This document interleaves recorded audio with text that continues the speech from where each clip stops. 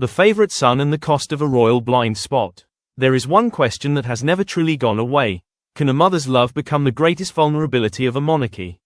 For decades, Queen Elizabeth II stood as a symbol of stability, duty and unwavering dedication. She was not merely a sovereign, she was the anchor of an entire era. Yet behind the composed public image was also a mother, and the son widely believed to have been her favorite, Prince Andrew. The favorite son. Prince Andrew was born in 1960, 8 years into the Queen's reign.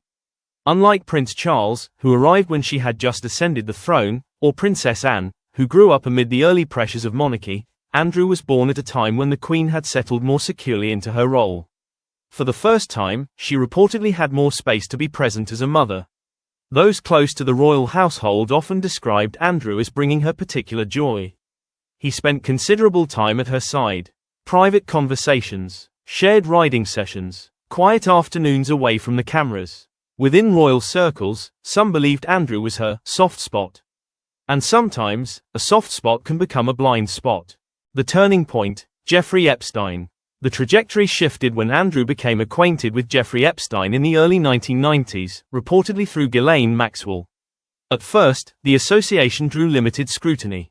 But as serious allegations surrounding Epstein emerged, Andrew's past connection to him came under intense public examination. Central to the controversy were allegations made by Virginia Giuffre, who claimed she had been compelled to meet Andrew when she was underage, allegations he has consistently denied. A widely circulated photograph showing Andrew with Epstein in New York became emblematic of the crisis. From favorite son, he had become the monarchy's most difficult liability. The 2019 BBC Newsnight interview. In November 2019, Andrew appeared on BBC Newsnight in what was intended to clarify his position.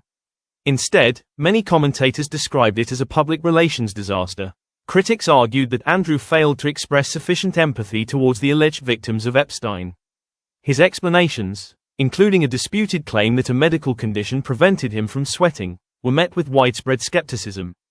Public reaction was swift, pressure intensified, and for the first time in decades, the Queen was compelled to take decisive action concerning her own son. A monarch's firm decision. Within days of the interview, Andrew announced he would step back from public duties. Soon after, he was stripped of his honorary military titles and royal patronages. The message was unmistakable: the institution had to be protected, whatever the cost. Yet the story did not end there.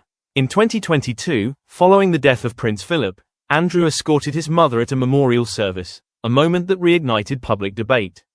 It was more than a practical arrangement. It was interpreted by many as a quiet statement. He remained her son. He remained part of the family. Maternal loyalty endured, despite everything. A generational divide. Charles and William. While the Queen was often perceived as navigating the matter with personal restraint, the next generation appeared to view it through a more strategic lens. King Charles III and Prince William were widely reported to favor firmer measures aimed at safeguarding the monarchy's long-term credibility. For them, the issue extended beyond one individual. It concerned public trust, institutional survival, and the future of the crown in a modern age. Did it tarnish her legacy? Some observers questioned whether the Queen left a delayed crisis for her successor by not resolving the matter more conclusively earlier on. Did maternal loyalty complicate institutional accountability? Or was her lifetime of service, spanning 70 years, strong enough to withstand the controversy? Many analysts argue that the public ultimately distinguished between Andrew's difficulties and Elizabeth II's decades of steadfast duty. Disappointment in a son, respect for a sovereign. In the end, perhaps a mother's love is not a constitutional failing, but a human one. A life in quiet exile. Today, Prince Andrew no longer undertakes official public duties. He holds no military titles, no patronages, no formal public role. He resides at Royal Lodge, though reports have suggested uncertainty surrounding his long-term arrangements. Not formally banished from his country, yet, in many ways, removed from the spotlight that once defined him. The enduring question. This is not merely a story of controversy. It is a story of tension between family and institution, emotion and responsibility, the heart and the crown. Queen Elizabeth II may have chosen to protect the monarchy with firm decisions. But she never ceased to be a mother, and perhaps it is that very tension, between duty and love, that makes this chapter of royal history so profoundly human. What do you think? Was Prince Andrew a personal tragedy within the royal family, or a cautionary tale about power and accountability? And if faced with the choice between family loyalty and institutional legacy, what would you decide?